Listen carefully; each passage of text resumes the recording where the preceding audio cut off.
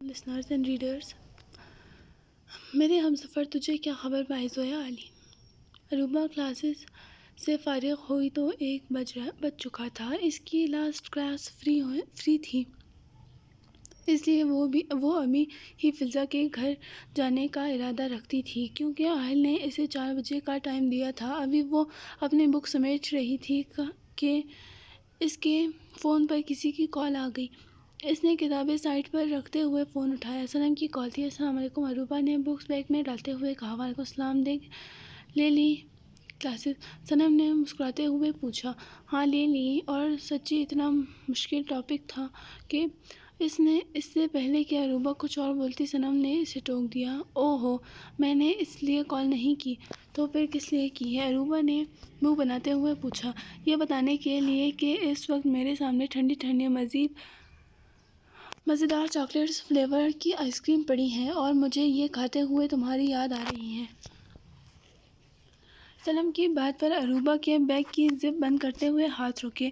سنم کی بچی، تم میرے بغیر آئس کریم کھا رہی ہو، وہ بھی میرا فیورٹ فلیور۔ عروبہ صدمے سے چیخی تھی۔ تم نے خود ہی منع کر دیا تھا، میں کیا کر سکتی ہوں سوائے یہ مزیدار آئس کریم کھانے کے؟ سنم نے اسے چڑھایا۔ کھا لو، کون روک رہا ہے تمہیں آئس کریم؟ تم تو ماما کے ساتھ جانے والی تھی نا شاپنگ پر، وہ تو کبھی نہیں کھانے دیتی تمہیں۔ عروبہ نے تپے ہوئے لہجے میں پوچھا۔ ہاں جل رہی ہو؟ سنم نے اس کے غصے سے بجھنے پر ہنس کر پوچھا۔ جلتی ہے میری جوتی، تم بتاؤ کس کے ساتھ آئس کریم کھا رہی ہو؟ عروبہ نے کھا جانے والی انداز میں جواب دیا۔ چچی جان اور تمہارے بھائی کے ساتھ۔ میں اکیلی کوئی نہیں کھا رہی، وہ دونوں بھی کھا رہے ہیں، اور مزے کی بات بتاؤں، ہم سب چاکلیٹ فلیور کھا رہے ہیں۔ سنم نے ارحان کے مینگو فلیور اور عائشہ کے ونیلا فلیور کے آئس کریم کو بھی چاکلیٹ فلیور بنا دیا تھا، جس پر وہ دونوں ہی ہنس پڑے، جبکہ دوسری طرف عروبہ کا بس نہیں چل رہا تھا کہ وہ اٹھ کر وہاں پہنچ جائے۔ ماما ویسے تو مجھے کتنا منع کرتی ہیں سردی میں آئس کریم کھانے سے، اور اب خود کھا رہی ہیں، اور بھائی ان کو تو میں بتاتی ہوں، فون دینا ذرا ان کو۔ عروبہ نے ناراض لہجے میں کہا تو سنم نے مسکراتے ہوئے فون ارحان کی طرف بڑھا دیا۔ آپ کو کیا ضرورت تھی سنم کو شاپنگ پر لے کر جانے کی؟ اور چلو شاپنگ تو میں برداشت کر لیتی، پر آئس کریم؟ عروبہ صدمے سے بولی تو ارحان نے بمشکل اپنا کہکا روکا۔ میں تو آفس جا رہا تھا گڑیا، ماما نے کہا کہ ڈرائیور نہیں ہے تو شاپنگ پر لے کر چلو۔ ارحان نے معصوم بننے کی کوشش کی۔ اور آئس کریم وہ کیوں کھلائی؟ عروبہ نے نروٹھے لہجے میں پوچھا۔ وہ تو سنم نے کہا تھا، ارحان نے جواب دیا۔ مجھے نہیں پتا، سنم نے کہا تھا تو بس وہی کھائے۔ ماما کو بول دیں وہ کوئی اور فلیور کھا لیں، پر چاکلیٹ نہیں۔ سنم کا تو مجھے پکا پتا ہے وہ آدھی سے زیادہ کھا چکی ہوگی۔ پر آپ کی سزا ہے، آپ نہیں کھا سکتے۔ میں واپس آؤں گی تو مجھے بھی آئس کریم کھلانے لے جائیے گا، پر پھر ہم دونوں کھائیں گے، ابھی آپ نہیں کھا سکتے، عروبہ نے خفا لہجے میں کہا۔ ارحان نے سنم کو دیکھا جو واقعی آدھے سے زیادہ کھا چکی تھی، پھر اپنے بھرے ہوئے مینگو فلیور آئس کریم کے باؤل کو دیکھا جس کو ابھی اس نے چکھا تک نہیں تھا۔ اسے دیکھ کر وہ مسکرایا۔ اوکے ڈن، اب موڈ ٹھیک کر لو اپنا، ارحان نے اپنا آئس کریم کا چھوٹا سا باؤل پیچھے کرتے ہوئے کہا۔ تھینک یو بھائی، اللہ حافظ، عروبہ نے خوشی سے کہا۔ اللہ حافظ، ارحان نے بھی مسکراتے ہوئے کہا اور کال کاٹ دی۔ کیا ہو گیا، آپ نہیں کھائیں گے؟ سنم نے ارحان کو دیکھتے ہوئے پوچھا۔ ہائی کورٹ سے آرڈر آیا ہے کہ میں ان کے بغیر نہیں کھا سکتا، ارحان نے مسکراتے ہوئے کہا۔ اسے کون سا پتہ چلے گا، آپ کھا لیں، سنم نے اپنی آئس کریم کھاتے ہوئے مشورہ دیا۔ نہیں، اب میں اس کے ساتھ ہی کھاؤں گا، ارحان نے نفی میں سر ہلاتے ہوئے مسکرا کر کہا۔ سنم اسے دیکھ کر رہ گئی۔ کوئی شک نہیں تھا کہ ارحان عروبہ سے بہت پیار کرتا تھا۔ صرف ارحان ہی نہیں، سب ہی عروبہ سے بہت پیار کرتے تھے، وہ خود بھی تو اس کے بغیر نہیں رہ سکتی تھی۔ اس لیے تو جب اسے عروبہ اور اہل کے نکاح کا پتہ چلا تو وہ بہت خوش تھی۔ صنم اپنے ہی سوچوں میں مگن مسکرا رہی تھی۔ ارحان نے اسے سوچوں میں گم دیکھ کہا تو اس کی آنکھوں کے سامنے چٹکی بجائی۔ کہاں کھو گئی؟ جلدی کرو، مجھے 2 بجے ایک ارجنٹ میٹنگ بھی اٹینڈ کرنی ہے، ورنہ ڈیڈی غصہ کریں گے۔ ایک جگہ ارمان، ایک جگہ ارحان، تو یہ ارحان ہے۔ ارحان نے گھڑی دیکھتے ہوئے کہا تو صنم جلدی جلدی کھانے لگی۔ وہ الگ بات تھی کہ اروبا کے بغیر آئس کریم کھانے کو کوئی اس کا دل نہیں چاہ رہا تھا۔ اروبا سڑک پر آتی جاتی گاڑیوں کو حسرت سے دیکھ رہی تھی۔ 2-3 بار اس نے کوشش کی تھی ٹیکسی روکنے کی، پر کوئی فائدہ نہیں ہوا۔ پچھلے 15 منٹ سے وہ وہیں کھڑی تھی۔ کیا مصیبت ہے؟ کوئی ٹیکسی کیوں نہیں رک رہی؟ اروبا نے جھنجھلاتے ہوئے کہا۔ ایک تو وہ ہمیشہ ڈرائیور کے ساتھ یا پھر گھر میں کسی کے ساتھ باہر جاتی تھی، دوسرا اس نے زندگی میں کبھی لفٹ نہیں مانگی تھی۔ آج وہ پہلی بار کسی کے گھر ٹیکسی سے جا رہی تھی، پر کوئی ٹیکسی رکتی تب نہ۔ اسے وہاں کھڑے 20 منٹ ہو چکے تھے۔ آئی تھنک میں آگے جاتی ہوں ٹیکسی اسٹینڈ تک، وہاں سے ضرور کوئی ٹیکسی مل جائے گی۔ اروبا نے سوچتے ہوئے چلنا شروع کیا۔ ابھی وہ تھوڑی آگے گئی تھی کہ اسے اپنے پیچھے قدموں کی چھاپ سنائی دی۔ پہلے تو اس نے اگنور کیا، پر جب کافی دیر تک اسے اپنے پیچھے کچھ لوگ محسوس ہوئے تو وہ پریشان ہو گئی۔ اس نے تیز سے چلنا شروع کر دیا۔ اس کے پیچھے چلتے قدموں کی آواز بھی تیز ہو گئی تھی۔ اب اروبا صحیح معنوں میں پریشان ہو گئی تھی۔ اس نے مزید تیز چلنا شروع کر دیا۔ آگے سڑک سنسان تھی۔ اس نے گھبرا کر سامنے دیکھا۔ وہ جلد بازی میں آگے نکل آئی تھی۔ ٹیکسی اسٹینڈ پیچھے رہ گیا۔ یا اللہ، یہ میں کہاں آ گئی؟ اروبا نے دل میں پریشانی سے سوچا، لیکن رکی نہیں۔ اس نے بنا پیچھے دیکھے مزید تیز چلنا شروع کیا۔ ایک دم اس کے ذہن میں خیال آیا، میرا فون، میں کال کرتی ہوں کسی کو۔ اروبا نے تیز چلتے ہوئے فون نکالا۔ اسے فون نکالتا دیکھ کر پیچھے ساحل کے آدمیوں نے ایک دوسرے کو اشارہ کیا۔ پھر ان میں سے ایک نے اس کے ہاتھ سے فون کھینچ لیا۔ اس سے پہلے کہ اروبا چیختی، کسی نے اس کے منہ پر ہاتھ رکھ دیا۔ اروبا کی آنکھیں حیرت اور خوف سے پھیلی تھیں۔ اس کو اپنے بازو پر چبھن محسوس ہوئی۔ اس کا سر بھاری ہو رہا تھا، آنکھیں بند ہو رہی تھیں۔ آخری چیز جو اس نے دیکھی تھی وہ ساحر شاہ کا مسکراتا ہوا چہرہ تھا۔ کچھ لوگ اسے گاڑیوں میں ڈالنے کی بات کر رہے تھے۔ اس کے بعد وہ ہوش و حواس سے بیگانہ ہو گئی۔ وقاص 2 بجے اہل کے فلیٹ پر پہنچ گیا تھا۔ ساحر گھر پر نہیں تھا، اس لیے اسے آسانی سے فائل مل گئی تھی۔ گڈ، اب یہ کیس بہت جلدی ختم ہو جائے گا۔ اہل نے فائل ایک طرف رکھتے ہوئے کہا۔ جی سر، وقاص نے سر ہلایا۔ اب تم ساحر اور شجاع کی لوکیشن پتہ کرو، پھر مجھے کنفرم کرنا۔ اہل نے اپنے مخصوص سخت انداز میں آرڈر دیا۔ اوکے سر، میں ٹریس کرتا ہوں ان کی لوکیشن۔ اوکے، پر جلدی۔ ٹھیک ہے سر، اب میں جاؤں؟ وقاص کے پوچھنے پر اہل نے ہاں میں سر ہلایا۔ اس کے جانے کے بعد اہل دوبارہ کھڑکی کھول کر کھڑا ہو گیا۔ آج اسے گھٹن محسوس ہو رہی تھی، جیسے کچھ ہونے والا ہو۔ اس کی چھٹی حس اس کو کسی خطرے کا پتہ دے رہی تھی، پر آج تو سب کچھ اچھا ہو رہا تھا، پھر بھی اس کا دل بے چین تھا۔ نہیں، سب ٹھیک ہے۔ ہو سکتا ہے میرا وہم ہو، میں نے کچھ زیادہ ہی اس کیس کو خود پر سوار کر لیا ہے، اس لیے ایسا لگ رہا ہے۔ کوئی پریشانی نہیں آئے گی۔ اہل نے خود کو پرسکون کرنے کے لیے گہری سانس لی، پر کوئی فائدہ نہ ہوا۔ ایسا لگ رہا تھا جیسے کسی نے اس کا دل مٹھی میں لے لیا ہے۔ کچھ تو ہوا ہے، پر کیا؟ اہل نے پریشان ہو کر سوچا۔ اس کے ماتھے پر لکیریں اس کی پریشانی اور ذہنی کشمکش کا پتہ دے رہی تھی۔ اہل نے بے چینی سے پہلو بدلا۔ اہل کی نظر فائل پر پڑی تو اسے یاد آیا، اس نے ارمان کو کال کرنی تھی۔ کیا ہو رہا ہے مجھے؟ اہل نے دل ہی دل میں سوچتے ہوئے ارمان کو کال ملائی۔ پہلی بیل پر ہی اس نے کال اٹھا لی۔ السلام علیکم، کہاں ہو؟ وعلیکم السلام، میں گھر پر ہوں۔ کیوں، کیا ہوا؟ ارمان نے اس کی آواز سے محسوس ہوتی پریشانی بھانپ کر پوچھا۔ کچھ نہیں، تمہیں کچھ دینا تھا۔ تم ایک کام کرو، فلیٹ ہی آ جاؤ۔ آہل نے اپنا لہجہ نارمل کر کے جواب دیا تو ارمان پرسکون ہو گیا۔ اوکے، ابھی آ جاتا ہوں، ارمان نے اٹھتے ہوئے کہا۔ اچھا۔ آہل نے بات کر کے کال کاٹ دی۔ ارمان نے حیرت سے فون کو دیکھا۔ میری بات سنے بغیر ہی کال کاٹ دی۔ ایک تو ان کے موڈ کا پتہ نہیں چلتا، کب اچھا ہو اور کب بگڑ جائے۔ ارمان نے افسوس میں سر ہلاتے ہوئے سوچا۔ ارمان آہل کے فلیٹ پہنچا تو آہل نے اس کو فائل تھما دی۔ یہ کیا ہے؟ ارمان نے فائل لیتے ہوئے حیرت سے پوچھا۔ خود ہی دیکھ لو۔ آہل نے صوفے کی بیک سے ٹیک لگا لی۔ ارمان نے فائل کھولی جیسے وہ پڑھتا گیا اس کے چہرے کے تاثرات بدلتے گئے۔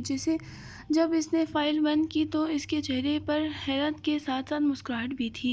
میں یہ نہیں پوچھوں گا یہ آپ کے پاس کہاں سے آئی، ارمان نے فائل ٹیبل پر رکھتے ہوئے کہا۔ پوچھ بھی لیتے تو میں نے کون سا بتا دینا تھا۔ آہل نے اس کی بات پر ہلکا سا مسکراتے ہوئے کہا۔ یہ آپ مجھے کیوں دے رہے ہیں؟ ارمان نے فائل کی طرف اشارہ کرتے ہوئے پوچھا۔ اس لیے کہ یہ پولیس کیس ہے، اب تم بہتر جانتے ہو تمہیں کیا کرنا ہے، آہل نے اسے دیکھتے ہوئے کہا۔ ارمان نے ہاں میں سر ہلایا۔ ان کو پھانسی ہی دینی چاہیے، اور ہاں اس سے پہلے مجھے ملنا ہے ان دونوں سے۔ شور، آہل نے کہا۔ شور، مل لیجیے گا، میں کیا کہہ سکتا ہوں، ارمان نے خوش دلی سے کہا۔ ہوش کرنے کے لیے لگایا گیا تھا، اس کا اثر تھا۔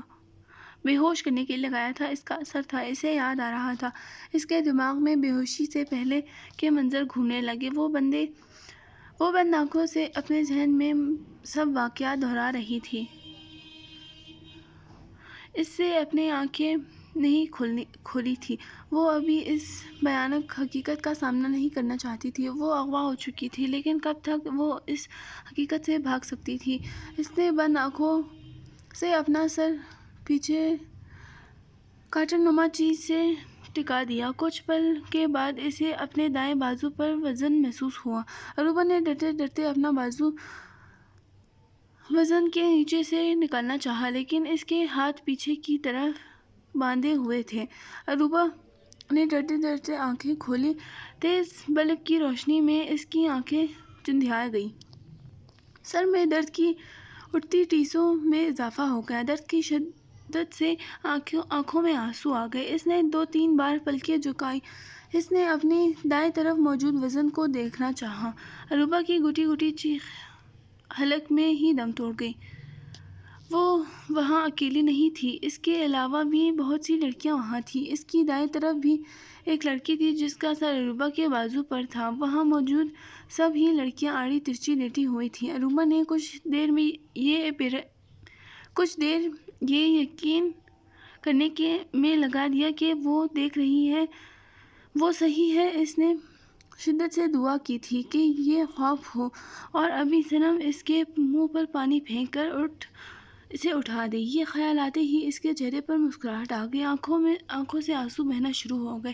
کیا وہ سب مجھے تلاش کر رہے ہوں گے؟ نہیں، وہ نہیں ڈھونڈ رہے ہوں گے۔ میں نے تو سب کو یہی بتایا تھا کہ میں فضا کے گھر جا رہی ہوں، ہو سکتا ہے فضا بتا دے۔ اس نے خود مایوسی سے نکلنے کے لیے تسلی دی۔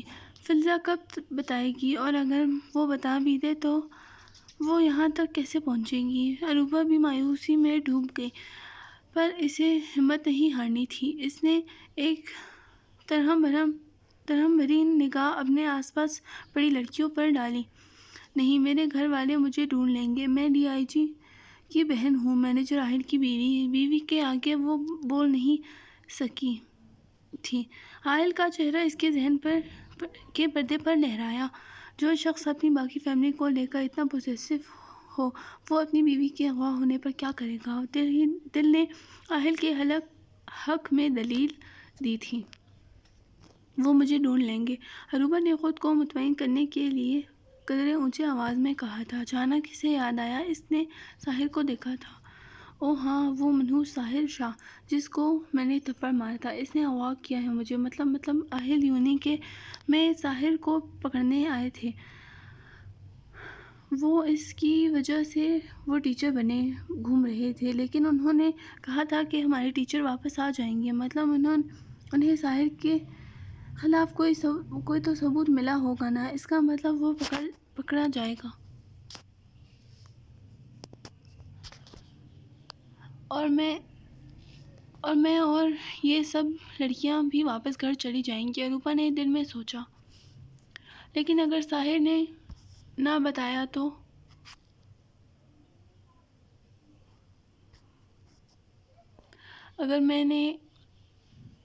اگر اس نے نہ بتایا تو انہیں کیسے پتا چلے گا کہ میں یہاں ہوں؟ یہ وہ سوال تھا جس کا جواب اروپا کے پاس بھی نہیں تھا۔ مجھے یہ سب نہیں سوچنا چاہیے، مجھے رونا بھی نہیں چاہیے، مجھے بہادر بننا ہے، میں مضبوط ہوں، مجھے ان سب کو بھی حوصلہ دینا ہے۔ ہمیں یہاں زیادہ ٹائم نہیں رہنا پڑے گا، ہمیں یہاں سے نکال لیا جائے گا، مجھے یقین ہے۔ اروپا نے پر امید نظروں سے ان سب کو دیکھا۔ آہل نے گھڑی میں ٹائم دیکھا تو جو 3:45 بجا رہی تھی۔ اس نے کار کی کیز اور اپنا فون اٹھایا۔ فلیٹ لاک کرنے کے بعد اس نے اپنا فون چیک کیا، ایک مسڈ کال شو ہو رہی تھی۔ اس نے کال لاگ اوپن کیا، اروپا کی مسڈ کال تھی، لیکن مجھے آواز کیوں نہیں آئی؟ وجہ بھی جلد ہی پتہ چل جائے گی۔ اروپا نے 5 سیکنڈ میں کال کاٹ دی تھی، شاید غلطی سے کال کر لی ہو اس نے، پھر بھی چیک کر لیتا ہوں۔ آہل نے سوچتے ہوئے کال بیک کی۔ بیل جا رہی تھی پر اس نے کال نہیں اٹھائی۔ آہل نے حیرانی سے فون کو دیکھا، میری کال نہیں اٹھائی، ہو سکتا ہے فون سائلنٹ پر لگا دی ہو اس نے۔ آہل نے سوچتے ہوئے کال سٹارٹ کی۔ 4:45 بجے وہ فضا کے گھر کے باہر کھڑا تھا۔ اس نے کار روڈ سائڈ پر لگا دی اور ایک ہاتھ میں فون پکڑا اور گھر کے اندر داخل ہو گیا۔ اس نے ایک بار پھر اروپا کو کال ملائی، لیکن اب بھی اس نے کال نہیں اٹھائی۔ اس نے گھور کر فون کو دیکھا، جیسے فون نہ ہو، اروپا ہی ہو، پھر سر جھٹک کر آگے بڑھا۔ اب یہی راستہ تھا کہ وہ گھر کے اندر چلا جائے۔ آہل ڈور بیل بجا کر ایک سائڈ پر کھڑا ہو گیا، باہر سے گھر کا جائزہ لینے لگا۔ دروازہ کھلا تو سامنے درمیانی عمر کی ایک ملازمہ تھی۔ السلام علیکم، آہل نے سلام کیا۔ وعلیکم السلام، آپ کون؟ ملازمہ نے پوچھا۔ میرا نام آہل ہے، آپ اندر سے فضا کو بلوا دیں، آہل نے مہذب انداز میں کہا۔ آپ اندر آ جائیں، ملازمہ کہہ کر ایک طرف ہو گئی۔ آہل نے ایک لمحے کو سوچا، پھر اندر داخل ہو گیا۔ ملازمہ اسے لاؤنج میں بیٹھا کر اوپر فضا کے روم کی طرف گئی تھی۔ کچھ ہی دیر میں فضا اترتی دکھائی دی۔ آہل کو دیکھ کر پہلے تو فضا بہت حیران ہوئی، پھر بمشکل بولی، السلام علیکم سر، آپ یہاں میرے گھر پر؟ فضا نے حیرت سے اور خوشی کی ملی جلی کیفیت میں پوچھا، میں اروپا کو لینے آیا ہوں، کہاں ہے وہ؟ آہل نے نارمل لہجے میں جواب دیا، آپ اروپا کی کیا لگتے ہیں؟ اس نے کبھی بتایا نہیں وہ آپ کو جانتی ہے؟ فضا نے اس کا سوال اگنور کرتے ہوئے آہل کو ناگوار گزرا پر وہ ضبط کر کے رہ گیا، میری کزن اور منکوہا بھی، اب بلوائے اسے، مجھے کہیں اور بھی جانا ہے۔ آہل کا لہجہ سخت ہو گیا تھا۔ فضا تو منکوہا سن کر حیران ہو گئی، لیکن اروپا تو آئی ہی نہیں۔ ہاں، فضا نے پریشانی سے کہا، کیا مطلب اروپا نہیں؟ آہل کا لہجہ نہ چاہتے ہوئے بھی مزید سخت ہو گیا تھا۔ میری اس سے بات ہوئی تھی، وہ آنے والی تھی پر وہ نہیں آئی، مجھے لگا وہ گھر چلی گئی ہوگی۔ فضا نے آہل کے غصے سے سرخ چہرے کو دیکھ کر خوفزدہ لہجے میں کہا۔ آہل کو لگا جیسے کسی نے اس کی سماعت میں پگھلا ہوا سیسا انڈیل دیا ہو۔ اروپا یہاں نہیں تھی، وہ اس کی کالز نہیں اٹھا رہی تھی، اس نے اسے کال کرنے کی کوشش کی تھی، مطلب وہ مصیبت میں تھی۔ آہل کو لگا سب فریز ہو گیا ہے، وقت تھم چکا تھا، چند لمحے لگے تھے اسے سب سمجھنے میں، اسی لیے وہ صبح سے بے چین تھا، اسی لیے اس کا دل گھبرا رہا تھا۔ اس نے اپنی پوری ہمت یکجا کی، اسے کھڑا ہو کر افسوس نہیں کرنا تھا، اسے اروپا کو اس مصیبت سے نکالنا تھا جس میں وہ پھنس چکی تھی، اسے اپنی اروپا کو صحیح سلامت واپس لانا تھا۔ اسے کچھ ہوا تو نہیں، میں کسی کو نہیں بخشوں گا۔ یہ وہ بات تھی جو آہل نے فضا سے کہی تھی۔ آہل نے جلدی سے اپنا فون نکالا۔ عروبہ کی مس کال 2 گھنٹے پہلے آئی تھی، مطلب وہ پچھلے 2 گھنٹے سے غائب تھی۔ آہل اپنے کار کی طرف بھاگا تھا۔ وہ نارمل طریقے سے سب کرنا چاہتا تھا پر کر نہیں پا رہا تھا۔ وہ پریشان ہو رہا تھا کیونکہ اس بار کوئی باہر کا بندہ مصیبت میں نہیں تھا، اس بار اس کی زندگی کا سوال تھا، اس کی بیوی، اس کی عروبہ کا۔ عروبہ اپنے ذہن میں وقت کا حساب لگا رہی تھی۔ جب مجھے وہ انجیکشن لگایا گیا تھا تب شاید 2 بجے تھے۔ مجھے انجیکشن ٹھیک سے لگا نہیں تھا، میں بازو جو ہلا رہی تھی، اس لیے بازو بھی درد کر رہی ہے۔ ایک بار نکلوں یہاں سے اس انجیکشن والے کو تو چھوڑوں گی نہیں۔ حد ہے، پہلے بھی تو کڈنیپ کیا ہی ہوگا۔ نہ کسی کو ابھی تک ٹھیک سے انجیکشن لگانا نہیں آیا۔ جاہلوں کو صحیح طرح گھسا دیا پورا۔ ایک بار مل جائے وہ بندہ۔ یہاں سے نکلنے کے بعد دوبارہ آہل کو بول کر 3-4 بار انجیکشن لگوا دوں گی، ایسے جیسے مجھے لگایا تھا۔ اتنا درد ہو رہا ہے اب۔ عروبہ نے اپنے دکھتے بازو کو افسوس بھری نظروں سے دیکھا جو کہ سوج گیا تھا۔ ایک تو پتہ نہیں کوئی اور کیوں نہیں اٹھ رہا تھا اور کتنا بے ہوش رہنا تھا۔ اب اٹھ بھی جائے کوئی، میرے ہاتھ کھلے ہوتے تو میں خود ہی جگا دیتی کسی نہ کسی کو۔ ایک تو بدتمیزوں نے اتنی زور سے ہاتھ باندھے ہوئے ہیں میرے، ایسا لگ رہا ہے آدھی رسی اندر گھس گئی ہو۔ عروبہ عدل ہی دل میں ساحر اور اس کے آدمیوں کو اچھی خاصی سنا چکی تھی۔ وہ ایسے ہی تھی، حالات کو زیادہ دیر خود پر نہ سوار کرنے والی۔ کچھ دیر کی ٹینشن اور پھر سب نارمل، جیسے یہ سب عام سی بات ہو۔ ویسے یہ جگہ کون سی ہے؟ عروبہ نے آگے پیچھے دیکھتے ہوئے سوچا تھا۔ یہ ایک بڑا سا ہال نما کمرہ تھا جس میں جگی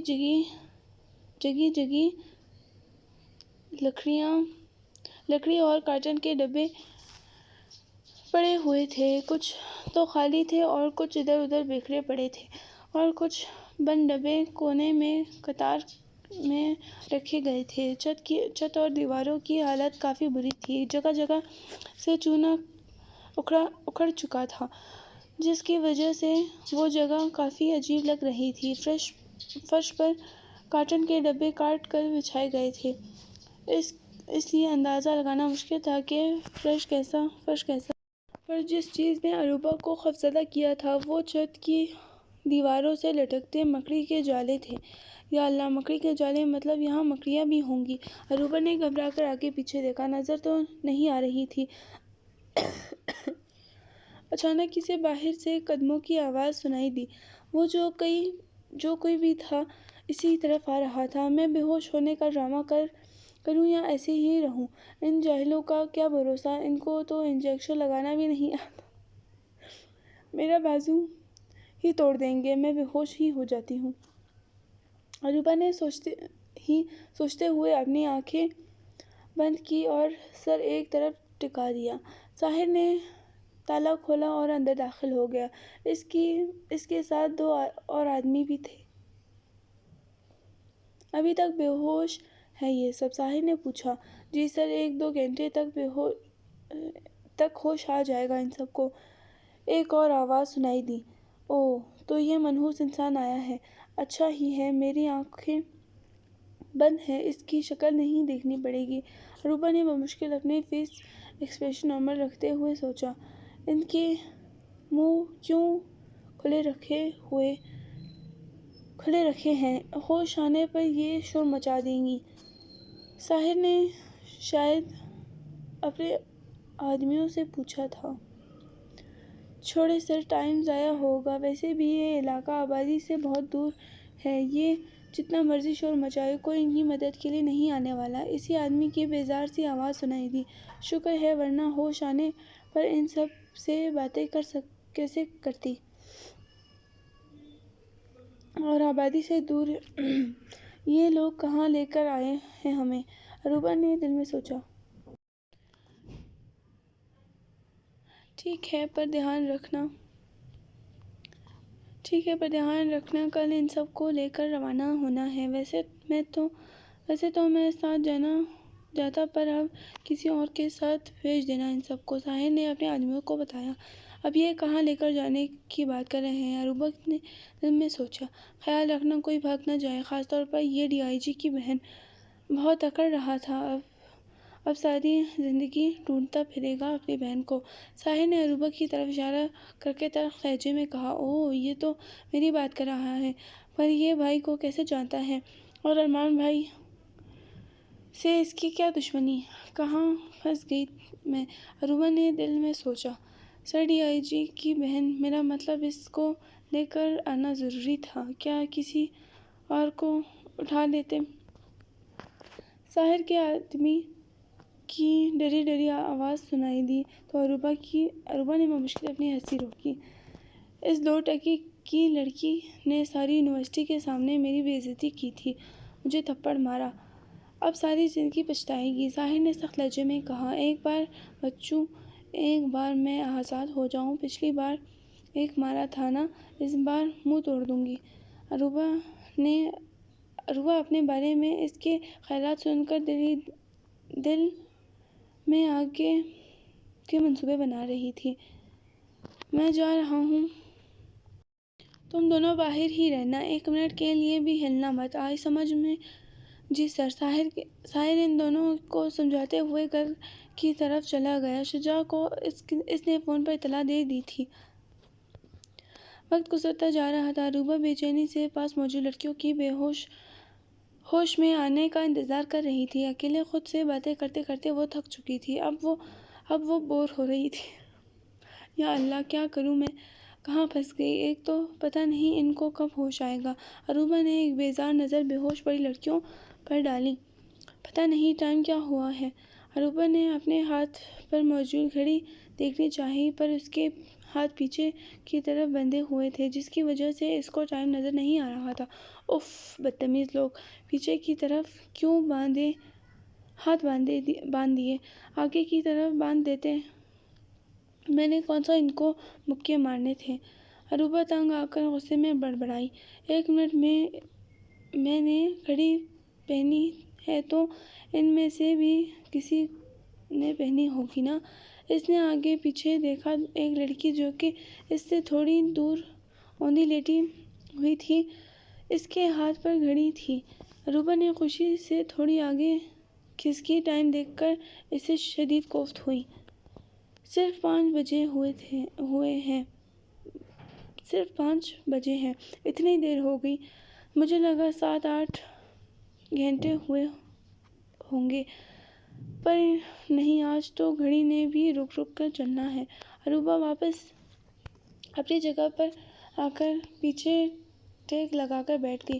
سب ڈھونڈ رہے ہوں گے مجھے، کتنا پریشان ہوں گے سب، اور صنم کتنی خوش تھی وہ جب مجھ سے بات ہوئی تھی اس کی مجھ سے، اب سب پریشان ہوں گے میری وجہ سے۔ عروبہ اپنے ہی خیالوں میں مگن تھی جب اسے کرانے کی آواز آئی۔ ادھر ادھر دیکھنے پر اسے معلوم ہوا کہ جس لڑکی کی گھڑی سے اس نے ٹائم دیکھا تھا، اسے ہوش آ رہا ہے۔ وہ لڑکی اپنے دکھتے سر کی وجہ سے کرا رہی تھی اور اب اٹھ کر بیٹھ چکی تھی۔ اس کا چہرہ عروبہ کی طرف تھا اور وہ حیران پریشان نظروں سے ارد گرد دیکھ رہی تھی۔ عروبہ مسکراتے ہوئے خوشی سے اس نیلی آنکھوں والی گڑیا جیسی لڑکی کو دیکھ رہی تھی، جو کہ دکھنے میں اسی کی ہم عمر لگتی تھی۔ اس لڑکی نے عروبہ کو مسکراتے ہوئے دیکھا تو اس کی آنکھوں میں حیرت اتری۔ کیا کر رہی ہو عروبہ؟ تم اغوا ہو چکی ہو اور اس کو دیکھ کر مسکرائے جا رہی ہو، اس طرح تو وہ تمہیں پکا پاگل سمجھے گی۔ عروبہ نے اس کو خود کو دیکھتا پا کر جلدی سے مسکرانا بند کیا اور چہرے کے تاثرات نارمل کیے۔ دل ہی دل میں خود کو ڈپٹتی اس لڑکی کی طرف متوجہ ہوئی، کوئی عجب نظروں سے اسے دیکھ رہی تھی۔ السلام علیکم۔ عروبہ کو سمجھ نہیں آئی کہ وہ اس سے فوری طور پر کیا کہے۔ وعلیکم السلام۔ وہ لڑکی شاید ابھی بھی کنفیوز تھی۔ تمہارا نام کیا ہے؟ عروبہ نے اس کو دیکھتے ہوئے پوچھا۔ زرتاشا۔ اور تمہارا؟ زرتاشا نے اب کی بار نرمی سے پوچھا۔ میں عروبہ ہوں، پیار سے سب روبی کہتے ہیں، تم بھی بولو گی تو اچھا لگے گا، عروبہ نے مسکراتے ہوئے خوشی سے کہا۔ زرتاشا نے مسکرا کر سر اس بات میں ہلایا۔ مسکرانے سے ایک پل کو اس کی نیلی آنکھیں چھوٹی پڑی تھیں۔ ہم اغوا ہو چکے ہیں کیا؟ اب کی بار زرتاشا نے خوفزدہ لہجے میں پوچھا۔ ظاہر ہے اغوا ہو گئے ہیں۔ اس جگہ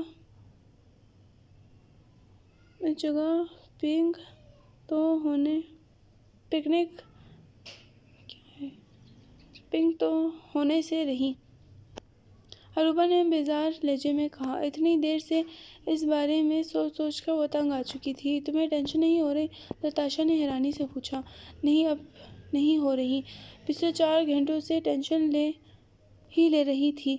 چھوڑو یہ سب، میں خود سے باتیں کر کے بور ہو گئی، اب تم مجھ سے باتیں کرو، عروبہ نے آگے ہوتے ہوئے کہا۔ تم ذرا بھی فکر نہیں ہو رہی؟ زرتاشا ابھی بھی حیران تھی۔ عروبہ کو اس کی ہونک شکل دیکھ کر ہنسی آئی، لیکن وہ ضبط کر گئی۔ زرتاشا کیوٹ لگ رہی تھی۔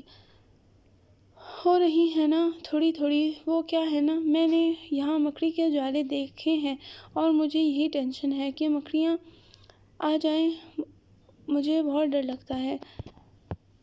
اب کی بار عروبہ کے لہجے میں پریشانی تھی۔ زرتاشا کو ہنسی بھی آئی اور حیرانی بھی ہوئی۔ وہ اس پاگل لڑکی کو دیکھ کر رہ گئی، جو اپنے اغوا ہونے کی وجہ سے نہیں بلکہ مکڑیوں کے آنے کے ڈر سے پریشان ہو رہی تھی۔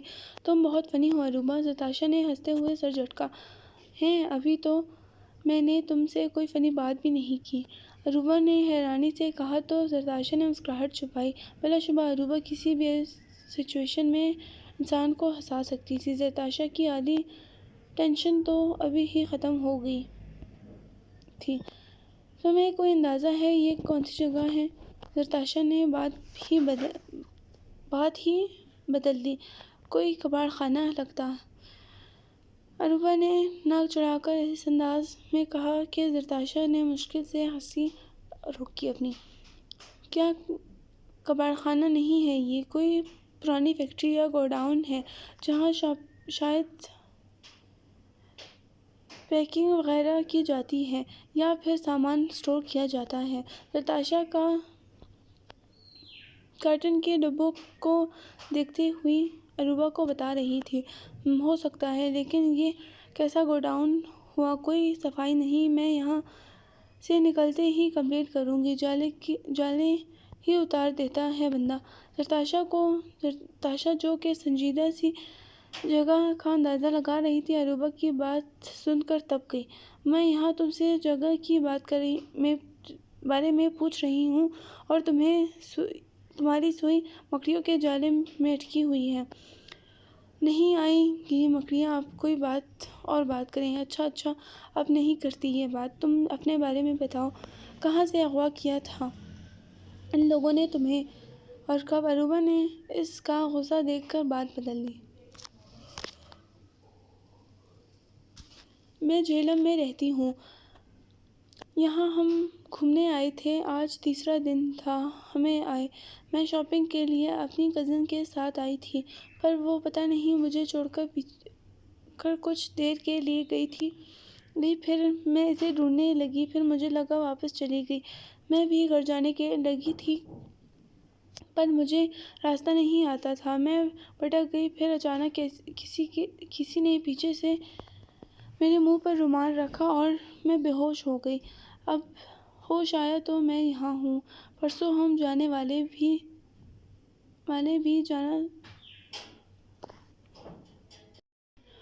ہم نے واپس بھی جانا ہے جہلم پر۔ اب تم بتاؤ، تم کیسے پہنچی یہاں؟ زرتاشا نے اداس لہجے میں کہا۔ میں اسلام آباد میں رہتی ہوں، مجھے یونیورسٹی سے اغوا کیا ہے انہوں نے، بلکہ میں تمہیں بتاتی ہوں، ہم سب کو نا اس منحوس ساحر شاہ نے اغوا کیا ہے، بہت ہی کوئی ڈیش آدمی ہے، بتاتے بتاتے عروبہ کو پھر ساحر شاہ یاد آیا۔ کون ساحر شاہ؟ اور تمہیں کیسے پتا کہ ہمیں اسی نے اغوا کیا ہے؟ زرتاشا نے تفتیشی انداز میں پوچھا۔ وہ جس یونیورسٹی میں پڑھتی ہوں نا، اسی میں وہ بھی پڑھتا ہے۔ میں نے اسے ایک بار تھپڑ مارا تھا تو شاید بدلہ لینے کے لیے اس نے مجھے اغوا کیا ہے۔ ابھی وہ یہاں بھی آیا بھی تھا، اپنے آدمیوں سے بات کر رہا تھا، لیکن تم فکر نہ کرو، وہ پکڑا جائے گا۔ عروبہ نے اپنی دھن میں بولی جا رہی تھی۔ زرتاشا کی پریشان شکل دیکھ کر اس نے تسلی لی۔ کیسے پکڑا جائے گا؟ زرتاشا نے اس کے کانفیڈنس سے بولنے پر حیرانی سے پوچھا۔ وہ ہٹلر، میرا مطلب میرے شوہر یا پھر ہونے والے شوہر، وہ بھی ہیں آرمی میں۔ وہ ان کو پتہ ہے ساحر اسمگلنگ کرتا ہے۔ وہ پکڑا جائے گا اور ہم لوگ آزاد ہو جائیں گے۔ لیکن عروبہ خوشی سے بتاتے ہوئے آخر میں اداس ہو گئی۔ لیکن کیا؟ زرتاشا نے بے چینی سے پوچھا۔ میں نے ساحر اور اس کے آدمیوں کی باتیں سنی تھیں۔ یہ لوگ ہمیں کہیں بھیج رہے ہیں، پتہ نہیں کہاں، لیکن کل یہ ہمیں یہاں سے لے جائیں گے۔ زرتاشا نے عروبہ کی بات سن کر سر گھٹنوں پر ٹکا دیا۔ اسے رونا آ رہا تھا۔ زرتاشا جب کافی دیر وہ روتی رہی تو عروبہ سے رہا نہ گیا۔ زرتاشا ادھر دیکھو۔ زرتاشا نے سر اٹھا کر عروبہ کو دیکھا جو نم آنکھوں سے اسے ہی دیکھ رہی تھی۔ اسے رونے سے تم واپس تو نہیں جا سکتی نا؟ میں بھی تو اداس ہوں، میری بھی فیملی ہے جو مجھے ڈھونڈ رہی ہوگی، لیکن رونے کا کیا فائدہ؟ صرف انرجی ویسٹ ہوگی، اور مجھے نہیں لگتا یہ ہمیں کھانے پینے پوچھنے والے ہیں، اس لیے رونا نہیں۔ عروبہ اداسی سے بولتے آخر میں مسکرائی۔ زرتاشا نے بھی مسکراتے ہوئے اس بات میں سر ہلایا۔ تمہاری فیملی میں کون کون رہتا ہے؟ کون کون ہے زرتاشا؟ عروبہ نے اس کا موڈ ٹھیک کرنے کو بات بدلی۔ میرے بابا میکینیکل انجینئر ہیں، ماما ہاؤس وائف ہیں اور میں اکلوتی بیٹی ہوں ان کی۔ اس کے علاوہ رشتہ داروں میں بس ایک پھپھو ہے، وہ یہیں ہوتی ہیں اسلام آباد میں۔ ہم انہی کے پاس ٹھہرے ہیں۔ ان کو طلاق ہو چکی ہے، ان کے اپنے بچوں کے ساتھ رہتی ہیں۔ ان کی 2 بیٹیاں اور ایک بیٹا ہے۔ دادا دادی نانا نانی میری پیدائش سے پہلے ہی انتقال کر گئے۔ خالہ ماموں چاچو میرے ہیں نہیں، بس چھوٹی سی فیملی ہے۔ تم بتاؤ اپنے بارے میں۔ زرتاشا نے مدھم سا مسکراتے ہوئے کہا۔ میرے ڈیڈی بزنس مین ہیں، میرے 2 بھائی ہیں، ایک تو بزنس سنبھالتے ہیں ڈیڈی کے ساتھ اور دوسرے پولیس میں ہیں۔ میں تو ابھی پڑھ رہی ہوں، لیکن تمہاری فیملی کے برعکس میری فیملی چھوٹی ہرگز نہیں ہے۔ میرے دادا دادی بھی ہیں، نانا اور نانو بھی ہیں۔ دادا جان اور دادی جان گاؤں میں حویلی میں ہوتے ہیں اور ہم سب دادا دادی بھی ہیں اور ہم سب یہاں ہوتے ہیں۔ میرے تایا جان اور چاچو بھی یہیں ہوتے ہیں، ہم سب ایک ہی گھر میں رہتے ہیں۔ تایا جان آرمی میں ہیں، اب ریٹائر ہیں۔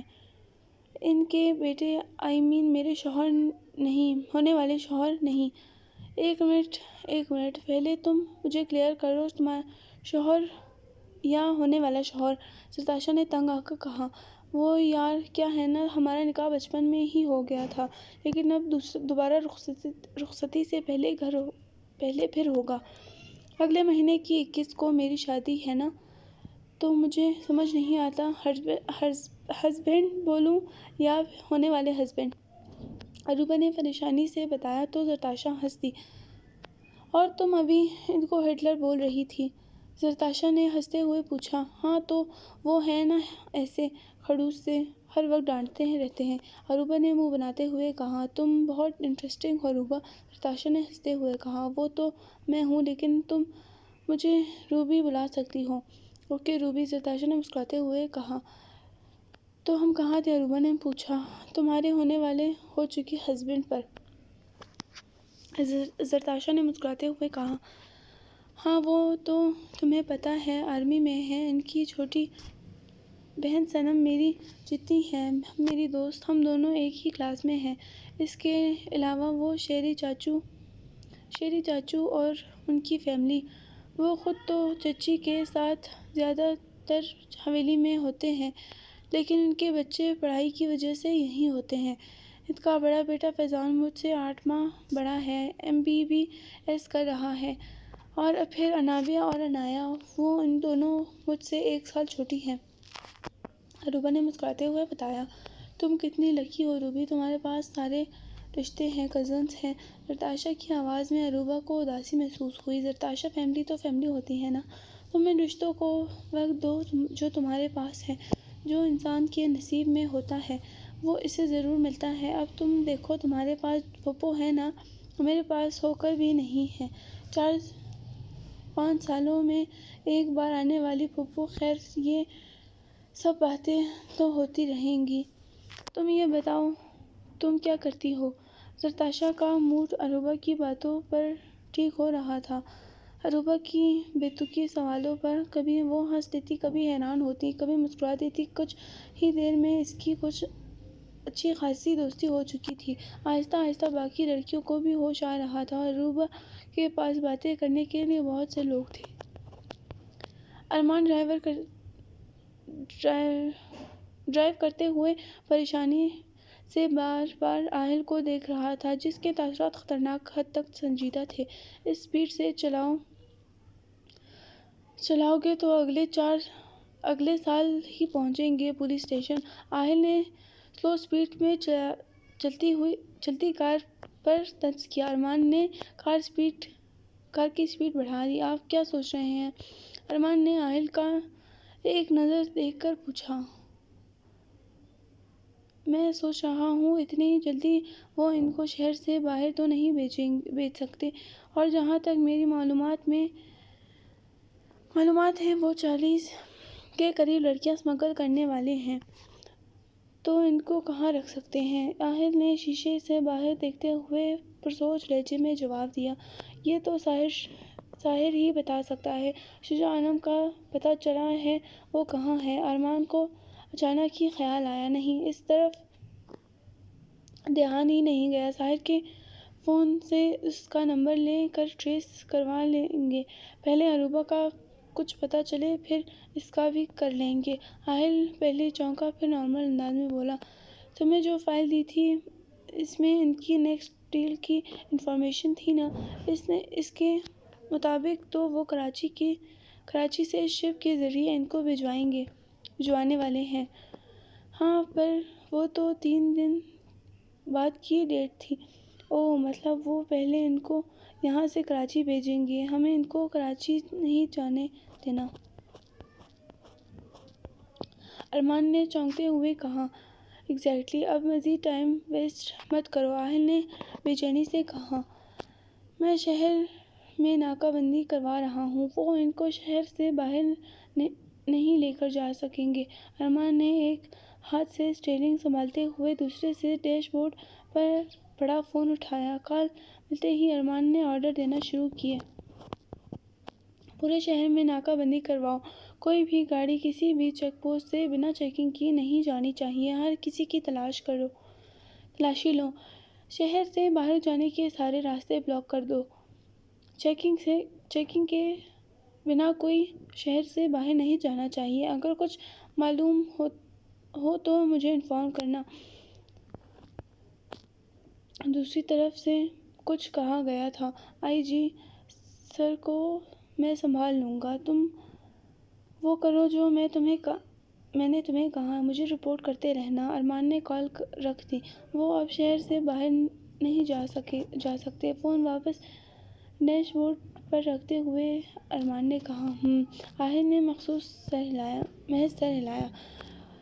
کار پولیس اسٹیشن کے سامنے رکی تو آہل خیالوں کی دنیا سے باہر آیا۔ اس کے چہرے پر سختی چھا گئی۔ 5 منٹ ہیں تمہارے پاس، اپنے طریقے سے پوچھ لینا اس سے، ورنہ میں اپنے طریقے سے پوچھ لوں گا جو شاید تمہیں پسند نہیں آئے گا، آہل نے سنجیدہ سخت لہجے میں کہا۔ ارمان سر ہلا کر رہ گیا۔ کار لاک کر کے وہ اندر کی طرف بڑھ گئے۔ سب کے سلام اور سلوٹ کے سر کے اشارے سے جواب دیتا ارمان لاک اپ کی طرف بڑھ گیا۔ آہل اپنے فون پر سالار میر کو صورتحال بتا کر اندر آیا۔ ساحر کی ساحر کرسی پر بیٹھا تھا اور اس کے مقابل کرسی پر ارمان بیٹھا تھا۔ ساحر کی پشت آہل کو نظر آ رہی تھی۔ آہل نے گھڑی دیکھی، 3 منٹ اور۔ اس نے دل میں حساب لگایا۔ سلاخوں کے اس پار ساحر خوفزدہ نظروں سے ارمان کو دیکھ رہا تھا، جس نے آتے ہی ساتھ بنا تمہید کے اس سے عروبہ کا پوچھا۔ مجھے نہیں پتا تم کیا بول رہے ہو، میں کسی عروبہ کو نہیں جانتا۔ ساحر نے اپنے لہجے کو نارمل رکھنے کی پوری کوشش کی۔ اگلے ہی پل ارمان نے زوردار تھپڑ اس کا سر گھما دیا۔ آ گئی یادداشت واپس میرے ساتھ، یہ میں نہیں جانتا والا ڈرامہ مت کرو۔ وہ بتاؤ جو میں پوچھ رہا ہوں۔ ارمان نے ساحر کا منہ دبوچتے ہوئے سخت لہجے میں کہا۔ بتا دیا تو شجاع نہیں چھوڑے گا، نہ بتایا تو یہ نہیں چھوڑے گا۔ یہ مجھے مار نہیں سکتے، پر شجاع جان سے مار دے گا۔ ساحر نے دل ہی دل میں سوچا، جو کرنا ہے کر لو، میں نہیں بتاؤں گا۔ ساحر نے اپنا منہ چڑھاتے ہوئے کہا۔ 4 منٹ، 1 منٹ اور۔ آہل نے ایک بار پھر گھڑی دیکھی۔ ارمان نے ایک زوردار تھپڑ اسے مارا۔ اب وہ ساحر سے کچھ کہہ رہا تھا۔ آہل نے پھر گھڑی دیکھی۔ ہو گئے 5 منٹ پورے۔ آہل لاک اپ کے اندر داخل ہو گیا۔ ارمان اور ساحر دونوں چونک کر اسے دیکھا۔ ارمان نے نفی میں سر ہلایا، جبکہ ساحر حیران نظروں سے آہل کو دیکھ رہا تھا۔